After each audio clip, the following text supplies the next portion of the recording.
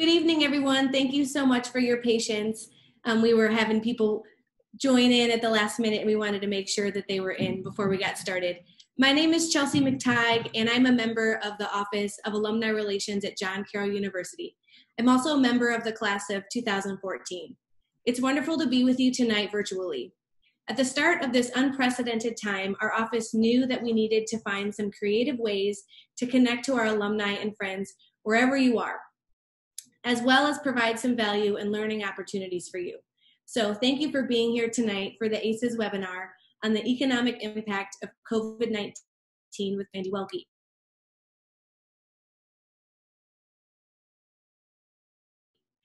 Or A.C.E.S for short, was established in the spring of 2013 by the Office of Alumni Relations in the spirit of lifelong learning. The program offers enrichment opportunities for alumni and friends through the expertise of members of the JCU faculty and alumni community. This year, for the first time, we took it online. And with over 530 registrations for tonight's webinar, it's safe to say our alumni have really responded to this platform. Before I introduce our presenter, I want to remind everyone that throughout the presentation, you may ask questions in the Q&A box, and there's also a chat feature as well. There's a few folks behind the scenes managing the questions, and we'll address them at the end of the presentation. So tonight's presenter is Dr. Andy Welki, a faculty member in the Boler College of Business, focusing on the areas of business statistics, environmental economics, and managerial economics. His research interests include issues related to highway safety and highway safety policies, both domestically and around the globe. In addition to that, he also does research in the area of how political and economic freedom connect to highway safety. His work has been published in Managerial and Decision Economics, the Journal of Business Education and Transportation Research. In 1992, 97, 2002, and 2008, Dr. Welki received the Wasmer Award, a prestigious award representing teaching excellence in the Boler School of Business at John Carroll. He's a strong supporter of JCU athletics and currently serves as a faculty athletics representative for Blue Streak Athletics.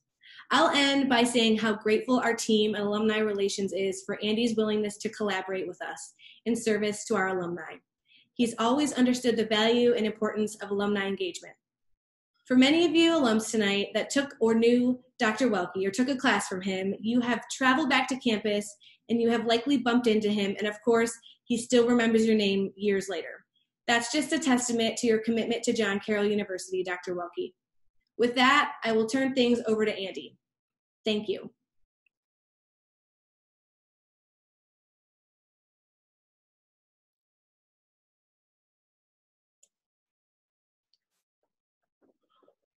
I'm assuming I'm being seen out there in webinar, Bill. I want to take this opportunity, first of all, to thank you all for the opportunity to talk a little bit. As you heard my background, I'm an economist by training, but at another level, I'm not a specialist in this particular field. So what you'll hear tonight represents my take based upon the best collective wisdom that I've been able to capture from a wide variety of experts. None of this is my original work, but at the same point in time, I think it allows us to best understand exactly what is taking place out there. And so what I'd like to do is get organized here a little bit, and we should be about ready to go. Okay. So our focus tonight is on this idea of COVID and the economy. And I guess in some sense, we've all lived this particular experience. It's been incredibly challenging in a lot of ways. We've gone through, quote, the Great Lockdown, and the Great Lockdown has caused a significant amount of economic losses and serious disruptions. As I was trying to think of a way to frame it, in some sense, it was a little bit like an incredibly large earthquake that initially created a shock, and we continue to live with the aftershocks, and we're trying to figure out at some level exactly what the new settled terrain is going to be like. The other crazy way I had to think about it was just the idea that imagine that You were driving, I don't know, a moving van full of furniture that was not necessarily packed very well. And all of a sudden you jammed on the brakes as hard as you can to bring it to a complete stop as quickly as possible. One could imagine going back after the fact and trying to sort out what exactly the back of that moving van looked like. And the reality is it would probably be a mess. At the same point in time, some things would be relatively unscathed. We could imagine other parts of it would have suffered significant kinds of damages. And so what we're going to do tonight is sort of organize the remarks along this sort of what all took place initially, and what were the economic things that we found out about that period of time, what kinds of responses were made to try and mitigate some of those particular challenges that we saw coming economically. Where does that put us now in our current unwrapping of the economy once again after the lockdown? And then finally, sort of what did we learn both short-term and long-term in terms of what's taking place? Okay. So we're going to start with this idea of sort of the transmission path. So like the earthquake took place, and now we're going to look to see how it cascaded through both consumers and then businesses and finally employment, because all of these become sort of part and parcel in this sequence of events. Okay. This particular economic disruption hit very heavily on the consumer side of the market. So if we think about sort of the big picture, you have consumer spending, you have business spending, you have government spending, and then you have a foreign sector. The initial shock in this particular area seemed to be most heavily concentrated in the area of consumers. So roughly 2/3 of the decline in economic activity of that change was going to be based on household behavior. And right now, we've seen a little bit of a bounce back so that we're only roughly 11% below where we were at the start of this particular great lockdown. Okay. When we look at the world of consumers, the consumer effects were really kind of interesting. As I was looking at them, it was this tale of two groups, almost like a tale of two cities, in the following sense. If we focused on what we would refer to as the upper fourth of the income distribution, the top 25% of households earning income, and the bottom quartile, you see two dramatically different ways that things played out. The upper quartile, that top 25% of the income distribution, their spending fell by almost 1/3. So they were the ones that initially were the most sort of disrupted in sense, not necessarily because they lost income, but because of sort of personal choices that they made or were made for them by the lockdown. Since then, they've recovered some of their spending. They continue to go out and spend more, but the reality is they're still down about 17% relative to where they were before the original disruption. On the other hand, if you look at the lowest end of the income distribution, that is that bottom 25% of the income distribution, what you'll find is their spending throughout this particular process was a lot more stable. Okay? And you might say, well, exactly why did we see sort of these great disparities? And part of the reason just simply is if we look at the spending patterns of those two groups, at that top 25%, what we saw was a significant reduction in all the different kinds of personal services, experiences kinds of spending. So for example, if you think about the areas of the economy that were most hard hit initially, they were areas related to hospitality, hotels, food, transportation. There's evidence that, domestic and international flights declined by more than 90%. People were basically socially isolated to the max. We saw significant cutbacks in the health services area that wasn't related to COVID. So for example, all of those personal contact kinds of events that you would normally do were put on hold. Trips to the dentist, trips to the doctor, routine checkups, and then the entire area of recreation, either travel for recreation or all other kinds of recreation, so disappeared. And so what you had is all of these areas of face-to-face contact, community kinds of situations became non-existent as everybody was told to socially isolate. Businesses, feeling the brunt of that, because after all, their clients were now told to stay at home. You saw significant effects on small business, especially all of those small business areas that were related to personal service kinds of stuff. So I'm imagining over the course of the initial lockdown, there were a lot of people with rather interesting hairstyles. They might have been, I don't know, taken upon themselves to try and improve their appearance and hope that it would be straightened out later. You could imagine all kinds of restaurants up and down the spectrum were disrupted significantly in terms of their ability. And that whole hotel and hospitality area was just sort of decimated to some degree.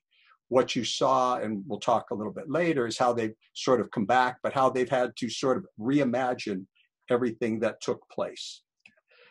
The other thing that was kind of interesting about a lot of this impact in terms of how it affected businesses was it was often linked to the wealthier areas of the country, or even within certain cities. So if you were to look at a city like New York, which was the epicenter of, at least seemed to be the epicenter of a lot of the activity, throughout the greater New York area, the effects were dramatically different depending upon whether you were talking about Manhattan or whether you were talking about the Bronx or Queens or wherever the case might be. And once again, it was this linkage between all of these personal kinds of experiences where somebody goes out to a restaurant, and from that particular drying up of that business, you then start to see this differential impact. On the other hand, other industries blossom in the sense that you can look, and there isn't a day you go by right now, my guess, that you don't see an Amazon Prime truck or a FedEx truck or whatever the case might be, delivering stuff to home.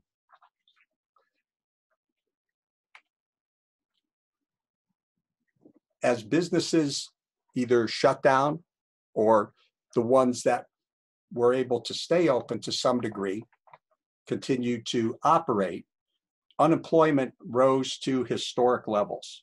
So we went almost in a heartbeat from a world where we had some of our lowest historic unemployment rates to some of our highest. And the rates have spiked as high as 15 or 16%. And the underlying theme in a lot of the job stability was this idea of how easy was it for a particular company to transition its whatever it did to a remote delivery system. Those that couldn't deliver things remotely or weren't declared essential businesses were then forced to shut down for a particular period of time and suffer the consequences of the Great Lockdown. Okay. What we found that the unemployment then was going to be tied heavily to the kinds of services that these people did. And usually it was going to be the case that it was going to be the low-income workers, people at the bottom 25% of the income distribution, who work heavily in service-related stuff, often tied to all of these hospitality industries and associated kinds of economic activities, that were the ones that suffered unemployment because of that. The transition for the remote people was not quite as, it was disruptive in the sense that it changed work site, but at least initially the impact wasn't as heavily upon them, although maybe that will cascade through as changes continue to take place. If we look at the situation at the moment, we're talking about 45 or 46 million people currently unemployed. The good news in that is that a lot of that took place earlier, a couple weeks ago. The rate of new claims is going down, but it's still staggeringly high, even by standards of what most people would call the Great Recession of 2008. So there's a significant amount of people who are currently unemployed in sort of a holding place, trying to find out whether or not they're going to be going back to their previous employment or whether they're going to be transitioning. And I think one thing you can certainly expect is that this is going to be a very slow process for unemployment to recover, simply from the standpoint that, as a general rule, unemployment is a lagging indicator. That means that it tends to be one of the last things to show signs of prosperity or better economic times. So what we're going to have to watch very carefully here throughout this process is how the transition, as the economy starts up, to see what the hiring decisions are or the reemployment decisions are made by a lot of organizations. And I guess coloring it all, and this is going to color all kinds of decisions made by all kinds of people, is just the role of uncertainty. Right now, it is very hard for any decision maker at any level to be able to wrap their head around with any degree of certainty what the world is going to be like in a month, what the world is going to be like in 2 months. There's just too much that happens to be unknown. Okay. When we think about the way that responses took place, the responses really at the policy level or the government level, highest levels, took place in sort of 3 major areas. Okay. I think what we need to always keep in mind here is that, in some sense, a lot of these responses are not necessarily the right tool for the source of the problem. In the big scheme of things, the reality was that we had this medical situation that we were trying to manage, concerns about hospitals being overwhelmed, all kinds of concerns related to how to deal with the health-related issues and the well-being of people who would unfortunately perhaps get COVID. But that challenge created an incredible economic shock. So while the economic response could certainly manage some of the consequences or try to mitigate some of those consequences, the reality was it could never focus on or never deal with what the source of the problem was. And to some extent, that's still the case, right? As we sit and sort of wait to see what the medical response is going to be able to have happen. Okay. And I guess where economics has an opportunity to bring value into this particular conversation is just simply in the sense that, as we're trying to figure out what to do, one of the sort of fundamental principles all you Econ 201 students learned a long, long time ago is that it's a world of trade-offs. And the trade-offs here are trade-offs in the health sphere. That is, how do we want to react, protect, deal with vulnerable populations, and what policies or actions need to take place there for health reasons, with the realization that on the other side of that particular coin, we have this issue that people are going to suffer economic consequences. So trying to balance carefully those 2 particular dimensions becomes where the policy conversation takes place. The initial reaction was probably a reaction based solely on issues related to health-related concerns, with the idea that we need to solve that particular problem or address that problem first before we then move on to address problems related to what are the economic consequences that flow from that particular challenge. Okay. What we're trying to do, in some sense, in this transition process is to basically mitigate as many of the economic consequences as we can in order to buy time as we wait for medicine and science to catch up. We're in a world trying to wait to see if there's going to be a vaccine. We're in a world trying to understand what treatments provide the best possible outcomes for people that suffer or have to be afflicted with COVID. Okay. At some sense, good news on the vaccine front. At least most recent evidence suggests we're now at stage 3 for trials for, I think, 3 different or 4 different vaccines, enlisting 30,000 volunteers in each one of these to start to see if there are going to be vaccines that are going to be available and how quickly that can happen. Okay. The non-economic responses, or the challenges or policy responses, were things that we've all lived through, right? They wanted us to change our behavior in a variety of different ways. Things like washing our hands more frequently, things like wearing masks, things like socially distancing, all the various things that have almost become part and parcel of our routines. This is going to be trying to understand, at least for the foreseeable future, some of this is the new norm. That combined with the fact that we were sort of self-quarantined or certainly locked down or restricted in a wide variety of ways. While they didn't say we couldn't do things, the reality was there weren't really many things to do because they just weren't available. And so what that then brings into play with all of the non-economic behavioral changes are things related, like in the US economy, things like personal freedom. People want the ability to do things. Risk tolerances. That is, how are they going to change their behavior? And up and down the age spectrum, people have different tolerances for risk. And then how do we go about dealing with issues related to compliance for people who perhaps are not interested in changing their behavior or don't feel like, and we see this conversation take place all the time in the world of masks. Okay. What we're essentially doing is trying to create a community ethos that asks everyone to essentially take on and do a service for someone else. From an economic standpoint, this is like the classic situation of what we refer to as an externality. You have a situation where the behavior of one particular person, choices that they make, can impose costs on other people that they may or may not take into account as they act. So, for example, the decision by one person to wear a mask because they think they're safe or they're willing to take on that risk has economic consequences or have behavioral consequences that flow on other affected parties. And that becomes an incredibly important piece of this puzzle as we have populations that are at greater degrees of risk because of COVID and other populations that seem to be at less degrees of risk. And the less degrees of risk populations tend to make choices that might not necessarily consider those that they're putting at greater risk. From an economic perspective, concerns about what was going to happen with the fall off in all the spending and the anticipated rise in unemployment meant that people were stimulus checks.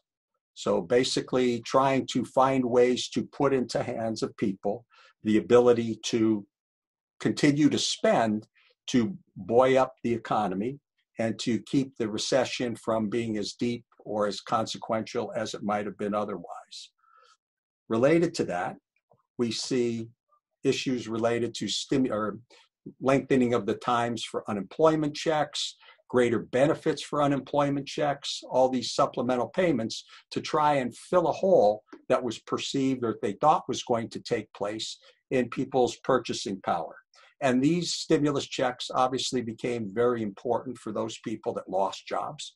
They also became very important for that lowest 25% of the income distribution.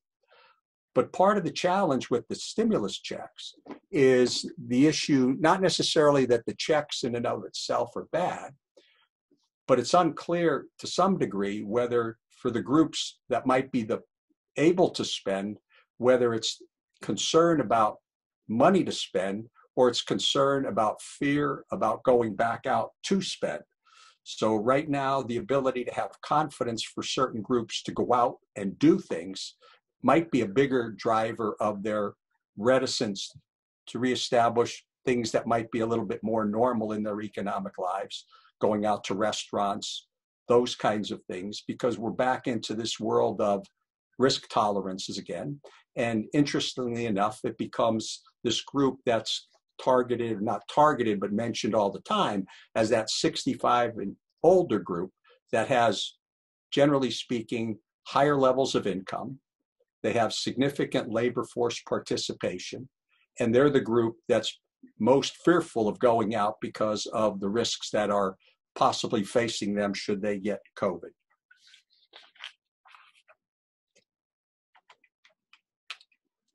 What you saw was activity, and a lot of activity designed to try and help small businesses. So SBA, just like they show up in many natural disaster situations to help alleviate challenges, loans available for all kinds of small business usually tied to conditions that they were going to keep their workers on to try and, again, limit the downside of the unemployment that might flow from businesses closing. Challenging areas simply because many of these areas that we're talking about, especially if they're hospitality areas, restaurant industry is known for being a razor-thin profit margin kind of area, very unstable, a lot of new restaurants, a lot of go-out-of-business restaurants. So one could anticipate a significant amount of hits in this particular area. There were also some challenges at the policy level for the initial rollout, simply because what took place was a number of large organizations, companies, corporations that wouldn't necessarily fit the public's perception of small businesses because of the way the laws were written, were allowed to take advantage of that. I anticipate that will be sort of cleaned up in whatever they do next, but it's not very clear in the big scheme of things whether there was that much difference made in the unemployment rate simply by these particular activities. Which brings us now to, so that sort of captures where we are at the moment. And so now the question is, what's next? Okay. And really right now we're living in this world of what I would call patient or very impatient waiting. We're watching as states start to open up their businesses. And in that particular process, you see a resurgence of hotspots taking place, which sort of cause people to wonder about what's going to take place. Most of the early evidence suggests that while hotspots are appearing with more cases, we don't see threats to the ability of the hospital system to manage all of that stuff. Part of the challenge that's taking place, I think, goes back to some of the behavioral changes, in the sense that while the desire was to open all of these businesses or staged openings of businesses, either by state or area or sector or whatever the case might be, a lot of people, just simply because of quarantine and tired of being restricted, a lot of the protocols, non-economic, wearing masks, social distancing, have sort of seemed to have gone by the wayside. And so as a result, it's as though two things have been lifted. We're bringing people back together, and we're bringing people back together in ways that are counterproductive to sort of the ability for us to sort of stem the tide in this COVID activity. Okay. In addition, the question really becomes, of these people that are going out and getting engaged at a greater level as the economy opens, are they going to be the ones who are the greatest risk takers? So we see evidence, too much probably, of scenes of young individuals, I don't know, ages, we'll say 20 to 35, I don't know. But the reality is engaged in all kinds of circumstances where social distancing isn't being followed, masks aren't being worn, and so as a result, they become a potential spreader, if you will, to the more general population. In addition, we have to sort of look at this question of who returns to work and who returns to school. And really, the return to work and the return to school are sort of stratified to some degree. Stratified in the following sense. The return to work people are really going to be a lot of these people who are back in what we would call sort of personal services related areas. So you see barbershops opening, restaurants opening, dentist office opening, doctor's offices opening again. We've got more elective surgeries taking place. You have all these different kinds of personal contact kinds of things that are now starting to re-engage.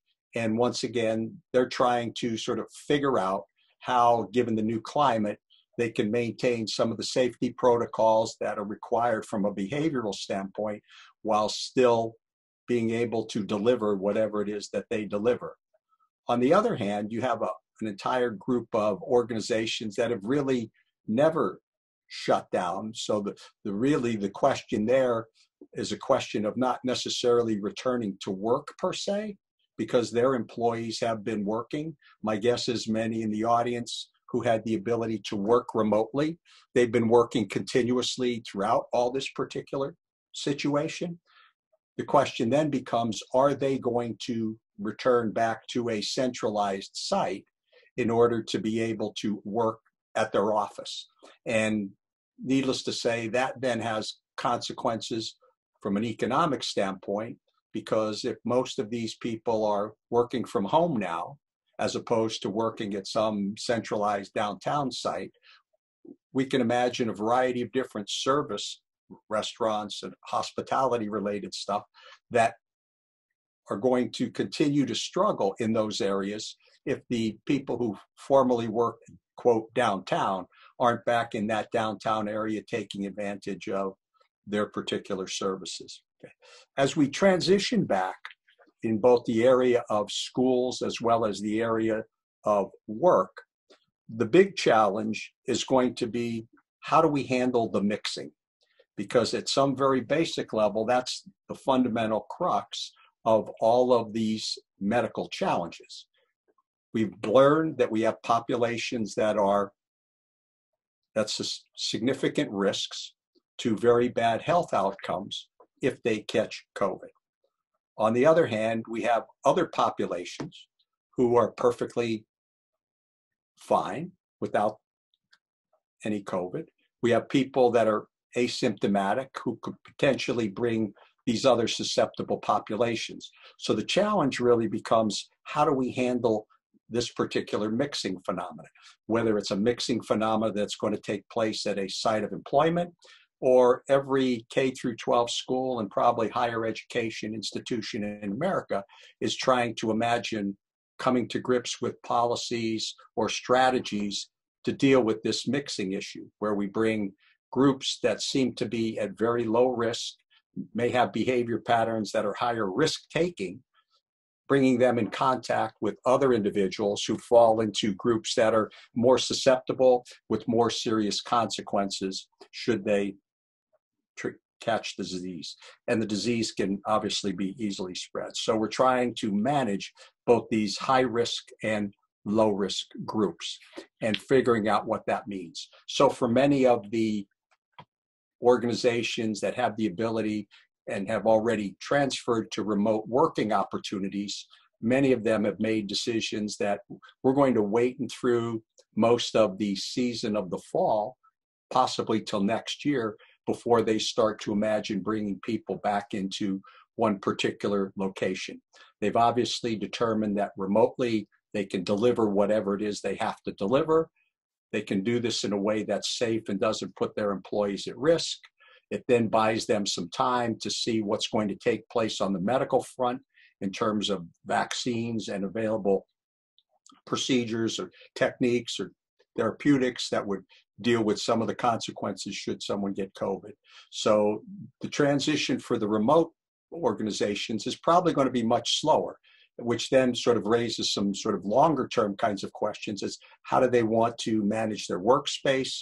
What does that say about the kind of relationship they have in terms of physical proximity, as well as issues related to where they're going to be, or do they need to be located, where formerly their geography would dictate where they're located, but that might change.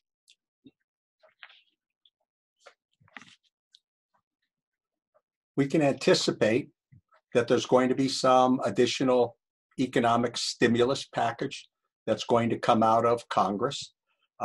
Obviously, it's unclear. These things were set up to, a lot of them expire at the end of July, but it's pretty clear that we're still trying to work our way through. This is a lot of trial and error. Where the emphasis, I think you'll find in the next stimulus package will be on state and local governments. State and local governments, as a general rule, have to balance their budgets every year.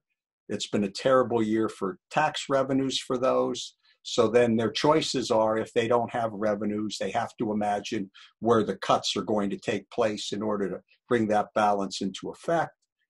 Those kinds of cuts tend to have very significant service consequences, because we're talking about fire, we're talking about police, we're talking about all kinds of local services, it could be teachers. So the reality is that we can anticipate that the federal government, I would think, is going to be significantly active in figuring out ways to shore up the balance sheets for all of these municipalities as well as state level governments who've been doing a lion's share of the work in some sense in dealing with a lot of the consequences of that. What makes the world a little bit more complicated in this whole process is it's an election year, in case anybody hadn't heard. And they may not have noticed, but there tends to be a very polarized climate at the highest levels. So this is going to be an incredible tug of war between two different sides with two different viewpoints on how best, while you would like to think how best to serve the greater good, the reality is it's probably going to be how best to serve some of their political interests and take care of their particular constituencies. As I always like to say, there's one of my favorite quotes, is that experience is the worst teacher, and that is because it gives the test before it teaches the lesson. Well, what we're going to do as we come out of this is start to imagine a post-mortem, if you will, to try and understand things that we've learned and things that we want to rectify to make us better in a wide variety of cases for should there be another issue, pandemic and or otherwise. What we saw throughout the process is both sort of the fragility as well as the strength of our ability as an economy to deliver goods and services. But we also saw that there were places that certain particular products, for example, masks and a variety of other PPE stuff, where we had outsourced all of that to other parts of the world. And that, in some sense, came back to haunt us. And so while the desire to sort of make more things at home makes sense, the reality is that we need to be aware that sometimes it does make sense to produce things elsewhere, but there's going to be a conversation surrounding this whole area of revitalizing manufacturing, specifically for certain kinds of goods and services that are going to somehow be deemed appropriate for, pandemic stuff or otherwise. We can also, however, look at how throughout this whole process, other than sort of the original panic buying and a variety of things there that took place as a first kind of response, as a general rule, everybody has been able to get everything that they've wanted. And so it's not as though there have been great shortages. The supply chain within both the United States as well as other parts of the world have allowed us to continue to not really struggle in those particular areas. It will continue to be a tension point because of international political issues. Obviously, the relationship between United States and China is embedded here. And in the middle of that is a large conversation that relates to this whole area of who's at fault for the pandemic, if blame should be assigned to anyone. Okay. What we've also discovered in this process is the fact that our public health systems are probably not as robust as they need to be. It's unclear as we look back whether some of the responses, some of the activity that's taken place there has been out in front ahead of the curve. And so that's we can imagine conversations that are going to surround what does that mean going forward in terms of the area of public health as opposed to just private provider kinds of situations, especially for these things that are of a scale that are hard to imagine any individual health institution being able to manage. And then I guess the other piece of the puzzle is the challenge to try and get, from a policy standpoint, accurate data, because so many of the metrics that we tend to use have a significant time lapse built into them. So the speed at which we collect information about unemployment, the speed at which GDP changes, they tend to be quarterly, they tend to involve surveys, they tend to involve all kinds of stuff, which slows down things. And it then means that what you're ending up with is a situation where you don't have accurate data. In some sense, the health data was much better, but from an economic prescription standpoint, the challenges then become a little bit more complex if the data isn't, if we're constantly waiting for metrics to let us know what the current situation happens to be. The other thing, and this would be sort of my last point, is what we've also discovered is there are going to be some themes that grow out of this entire area. Okay. What we've discovered are some of the fault lines, if you will, that are associated with this whole area of income inequality. Over time, there have been conversations about the separating out, if you will, of the upper end of the income distribution from the lower end of the income distribution. And so what you're seeing this play out in a variety of different ways as it relates to the pandemic.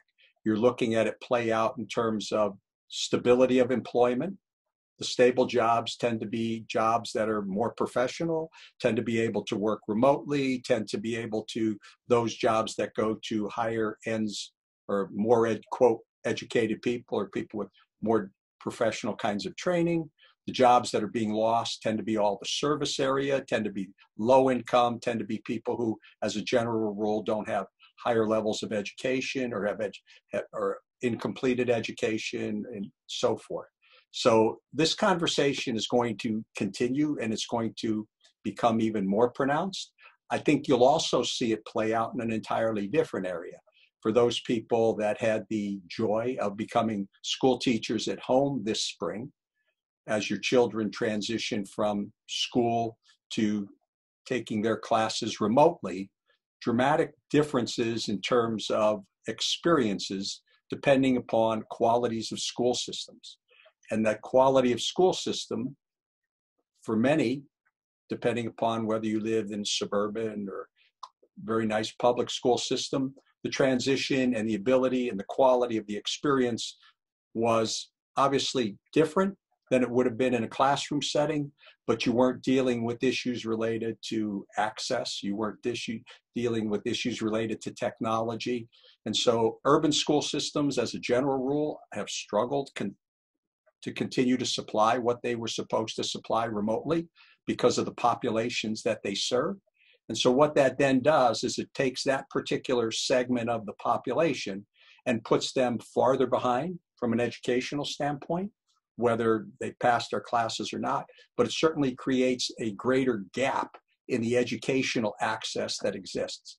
And so the most vulnerable populations had their vulnerabilities in some sense exposed even more by what took place in COVID. And this is going to be a conversation that I think has been sort of sparked and fueled to some degree by some of the stuff that we've been seeing take place in the entire area of social unrest that was sparked by an entirely different kind of incident. But one could imagine that this idea of access and dealing with the area of income inequality and the disparities in the qualities of life and the barriers that exist to create greater degrees of social mobility are going to be an ongoing conversation that for the indefinite future. And with that, I will be happy to answer questions. Let me get off a screen share here. Thank you so much, Dr. Welki. That was awesome. And we have over 30 questions. So I'm going to try to get to these in a nice, timely manner. So our first question came early in the presentation. Josh Small is curious, how effective do you think the stimulus has been? And do you believe another one is necessary? We had a similar question come in as well. Yeah, I think it's safe to say that there will be another stimulus. I don't think there's any doubt about that. I think what they're trying to do, because I mean, once again, as crazy as it sounds, the numbers are just like astronomical when we're talking about $3 trillion packages, and they toss them around like it's somebody else's money. And at some point, they're going to have to be dealt with. So the issue really becomes of trying to be a little bit more targeted, I would say. I mean, part of the challenge with some of the stimulus packages, they wanted to make sure that they had something in the system to blunt the original hit that they knew they were going to take economically. Now we can start to imagine issues related to more targeted kind of areas, whether it's certain sectors, whether it's certain kinds of income groups, whether it's certain kinds of dealing with unemployment benefits. But in the mix of all of this, for better, for worse, are going to be two different political groups with two different views on how they best serve the people that are going to show up and vote in November. So one can expect this is going to be a real tug of war. Thank you. So we had a couple questions that were curious about how long you think that it will take for the economy to recover, and if this market will crash like in 2008. I don't think the markets obviously will crash. I think the issue really becomes to me, all of the economic stuff is wrapped into our ability to manage the challenges that COVID creates. So in that particular sense, the challenge really becomes, at what point do people start to live their lives a little bit more, quote, normally, with the knowledge that the world is more unsafe than it has been historically. So, and that's going to be an issue related to, you're going to see play out differently across the age spectrum. I think obviously the group typically falling into that most vulnerable 65 and older are going to be very reluctant in a wide variety of areas, whether it's in the labor force, whether it's going out, whether it's traveling, whether it's doing all the things that they normally do, until they have a greater sense of the risks to them aren't going to be as life-threatening as they're currently perceived to be. For the other groups, I think the transition will be a lot faster. We've already seen that the 20 to 45 crowd is going to be out doing whatever they do. Right. We had a few questions around work and working from home and companies learning that they can be as equal or more effective working remotely. So kind of a curiosity, your comments on long-term expectations for working, if commercial office buildings will start to be depleted. Great question. Great question. It's a fascinating area to start to think about in the following kind of sense. I would imagine that for a lot of employers, if we were to go back, 5 years or more, conversations about working at home would have been shunned upon simply because the concerns were that, how do I know you're going to work? Right. How do I, quote, monitor you when you're in another place and I can't see you? I think what the current pandemic has shown is that for a lot of organizations, they're going to find that the productivity working at home versus working in office is really not that different. And so from that standpoint, it then opens up the conversation with their employees, or start to imagine the ability to give workers more ownership of exactly where they work, because that would have value and it would be a perk for a lot of people who find, the ability to not have to travel downtown, the ability not have to pay parking, the ability to have a little bit more control over their life while still providing their value to the organizations that they work for. And so it does raise this interesting question of how much of this stuff will we see sort of migrate out of cities, and will that happen and how quickly? I think the interesting part about it, though, the challenge is for all of these organizations, and I'll speak to it at a sort of a very personal level. We've all lived in the world of Zoom for so long. And while it allows us to do certain kinds of things, I don't think anybody would say it's the same as a personal interaction. Of course. So then the question really becomes, to what extent in your organization are those personal actions or personal interactions in proximity allowed, and do they create value, and what kind of value they create? Because if they create significant value, then that's going to then want to sort of reconnect, at least on regular bases, people who might prefer to work remotely all the time. Right. No, that's a good point. I think it's, for our situation, John Carroll is such a high touch. Oh, yeah. It would, yeah. I've made the comment that for a lot of educational institutions, their student body going home and going remote, they didn't feel anywhere near the sense of lost community as takes place at this place, as any of the alums I'm sure know. Just to piggyback on that, Mark Lloyd had a question. Do you expect any change in any HR laws as a result of COVID? Well, I think it's going to be a very interesting, I think every company is going to have to start to imagine policies that allow for, until we seem to have the medical side of this a little bit better, bringing employees into proximity with other employees that then create levels of risk that wouldn't have existed otherwise.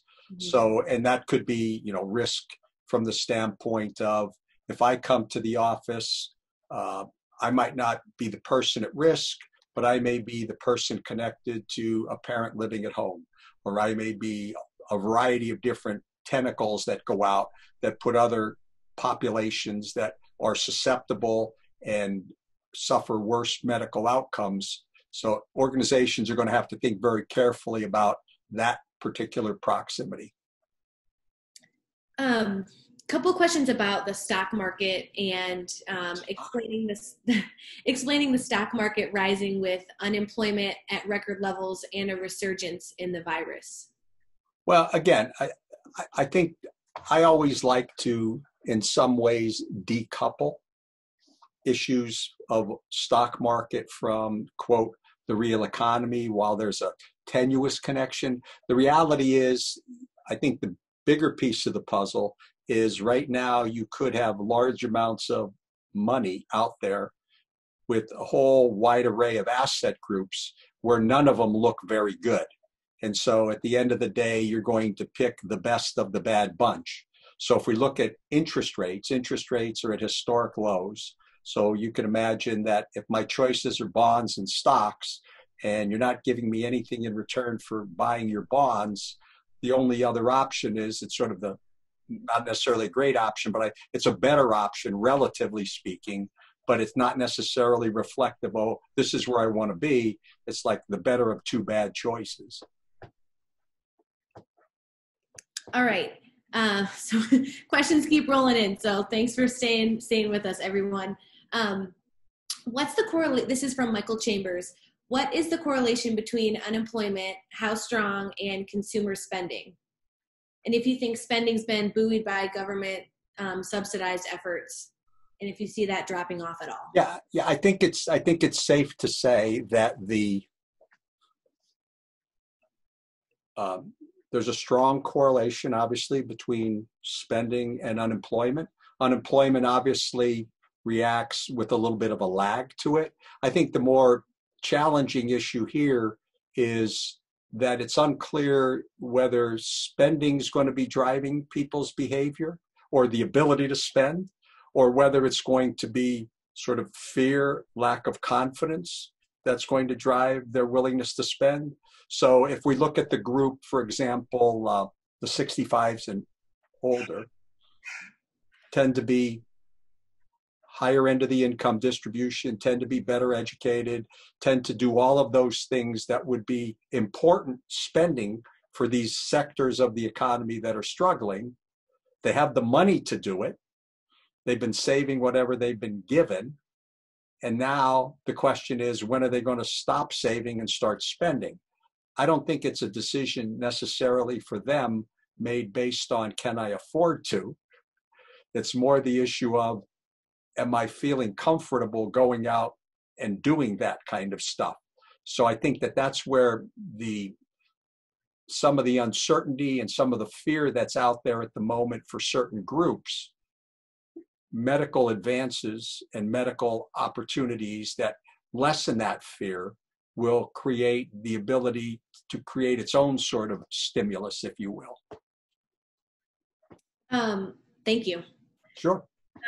So we had an anonymous question. How fast do you think the macro econ sector can modify its response to tax changes, global econ updates?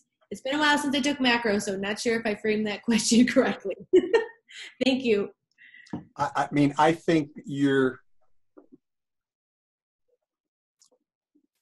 going to see the effects of this play out, hopefully diminishingly, into the next year.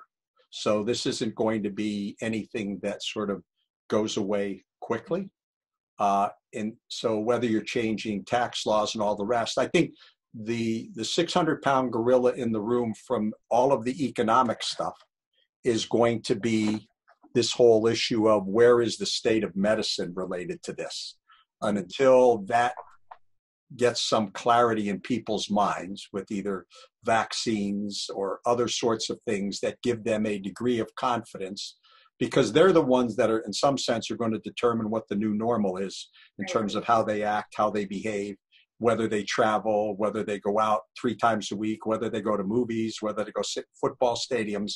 All of these things are being driven probably less by financial stuff and more by this great, how much risk am I putting myself at when I go out? The fear of, am I going to get it? Or that's it. And without a good way of knowing who is potentially a person that can provide it. So greater testing becomes important, but at the same point in time, there's no way to know whether or not my ability to be in a social setting puts me at high risk, low risk, no risk, and all the rest. So it presents a significant fear, and understandably so. This is kind of relates to that a little bit. Sean Cahill says, hi, Dr. Welki. Assuming we see stabilization of this first wave of COVID, he's curious what you think about a second wave and what that would look like. Will there be drastic differences because of lessons learned? Well, I think that's the sort of the great unknown, right? In some sense. And I think it all becomes, well, I guess I would stratify it 2 ways. One, there could conceivably be sort of a second wave, but if it strikes populations that aren't necessarily going to end up with the worst possible health outcomes, then that's one scenario. On the other hand, to the extent that the second wave somehow brings into mix less vulnerable populations, more vulnerable populations, and then either challenges health systems or reestablishes fears, it then creates that much more challenge for anything to sort of move forward on a path to a new normal. And so that's where, and I think that's part of the reason why you see some of the remote organizations trying to stay remote. They're going to continue to probably do some face-to-face, like a lot of educational institutions, trying to manage this balance between, we realize the value of the face-to-face social interaction, but at the same point in time, it then opens up this risk of spreading and creating a second wave. So in light of continuous job growth but low unemployment, should the average household be prepared for some sort of economic crisis? And what are the main economic drivers to recovery, and when will our economy recover? And then as part of that, what are the main indicators for that, and how can an individual consumer work towards improving them? Well, yeah, I mean, I think the, for better, for worse, some of the most important things we can do have really nothing to do with sort of the economic piece of the puzzle. It's just continuing to do the things that we know. If COVID, by some miracle, were to disappear tomorrow, one could imagine all kinds of activities take place that wouldn't normally take place right now. And a lot of the, quote, challenges economically would start to sort of self-correct themselves. the uncertainty surrounding, is it going away? Is it tapering? Why is it spiking? Is it coming back? What happens in the fall? All of these things then frame a lot of conversations. And from that particular standpoint, create uncertainty. And the uncertainty is sort of a bigger piece in this than, in my mind, than a lot of the financial stuff. The financial stuff is out there. That's not to say it, but roughly 50% of the workforce transitioned to work remotely. So I would imagine the economic consequences on that particular group isn't that great. And so obviously different kinds of challenges and disruptions in their lives. But so that the sectors that are hit hard, but it's not as, that's a more localized issue than some of the other particular challenges. But COVID sort of runs up and down the spectrum for everybody. Do you think Ohio did anything more or less effectively economically compared to any other states? I think that I think in retrospect, they will be looked at as one of the states that handled it the best. Obviously, the ability to make the decision to shut down early, shut everybody down. If you look at how it's played out relative to a lot of other states, I think they had a better path for whatever reason, whether it was better information, whether it was willingness to act on the information, obviously consequences, economic consequences, but at the same point in time, at least we seem to be sort of in a better place than a lot of other states in terms of their handling of it.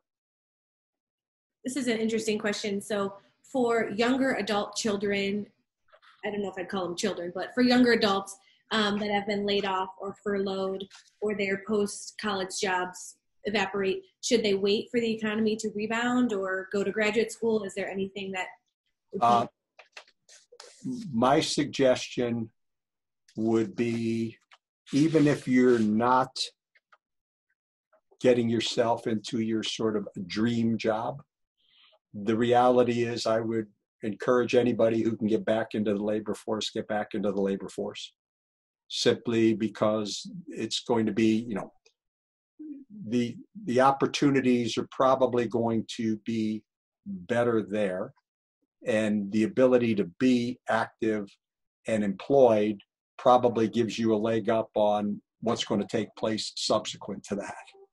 So, it's, if someone is looking at a situation where it's unrealistic they can't imagine finding themselves a job for whatever reason for, I don't know, an extended period of time.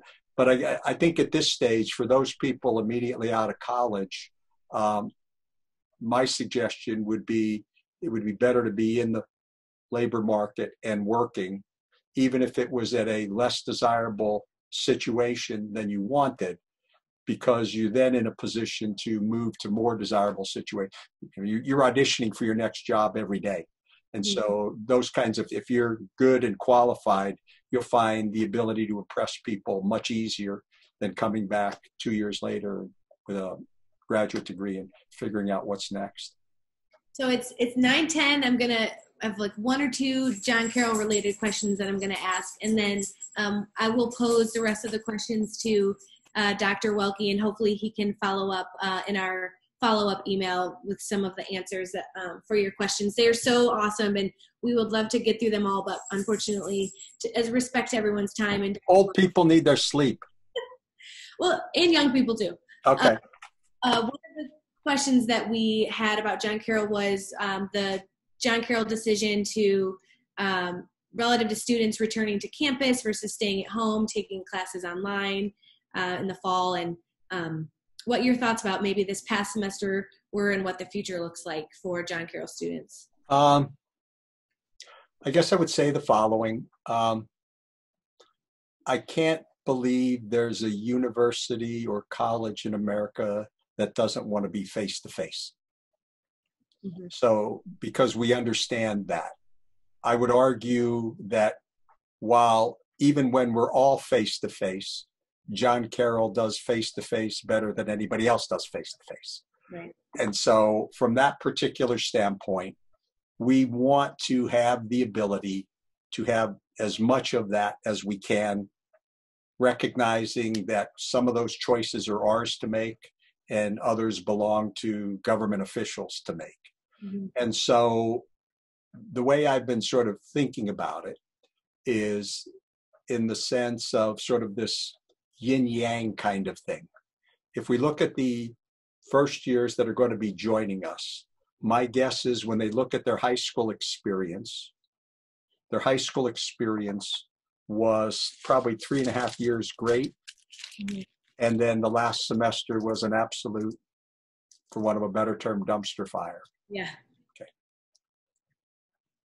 My goal, and I think it would be John Carroll's goal, is that we realize that the first semester of your experience might be a little unsettled because the world is very unsettled. But I think a bunch of that's going to get settled relatively quickly with vaccines and other sorts of stuff. So in that sense, your experience might be unsettled for your first semester and then 3.5 great years that sort of follow it. Right. And so we will find ways, we do it all the time, to give you as close to what we see as the total John Carroll experience, whether it's going to be face-to-face, partially face-to-face, blended face-to-face, the same kind of commitment to personal interactions and all the rest isn't going to change. It just might be delivered a little bit differently depending upon what we're allowed to do. And last question is, how can alumni help JCU students in the university this fall and throughout 2021 to get through this hard time? I mean, again, I think they need to hopefully play a role in helping our people who are sort of unfamiliar with the quality of the community and the role it then plays to shape the rest of their lives. That message needs to sort of get out there. So in the sense that they can play a role when outreach takes place, saying, would you be willing to Zoom into a class to tell us a little bit about what it is that you do? There are all kinds of ways that we want our alums to be connected back. Granted, it's going to be slightly different, but we will find ways. If you want to be involved, reach out. We will figure out where that nexus can take place and allow you to hopefully change a life of a current John Carroll student in a way that somebody in the past changed yours. Well, I think I speak for everyone when I say thank you so much for being here tonight and giving us this really insightful presentation. It was truly a treat. I think our over 130 attendees agreed. We are really lucky to have you not only as a faculty member, but truly a John Carroll cheerleader, mentor, and friend to so many community members. Thank you. But before we go, I want to plug our upcoming A.C.E.S sessions throughout the summer. So next Tuesday, June 30th, we invite you to join the Vice President of Diversity, Equity, Inclusion, Dr. Tiffany Galvin Green, for a session on how to contribute to the work of racial equity. On Tuesday, July 7th, join Dr. Colin Swearengin and Sarah Scavone from our Political Science Department for a conversation on the political impact of COVID-19. And last but certainly not least, on Tuesday, July 21st, join former NBC Meet the Press Fellow and current Senior Political Editor for Newsy, Andrew Rafferty, class of 2009, with Drs. Peggy Finucane and Brent Brosman from the Russert Communication Department for a session covering the role of the media in today's society. All of these events can be found at jcu.edu/alumni and are free to register. As a reminder, this event was recorded and will be shared via YouTube in a few days, and we'll hopefully Dr. Welki can get to some of the additional questions that we didn't get to tonight. And as always, feel free to connect with us on social media at JCU Alumni on Twitter and Instagram, or send us an email at alumni@jcu.edu. Thank you again, Dr. Welki, and thanks for everyone for joining us. Have a great evening. Bye-bye.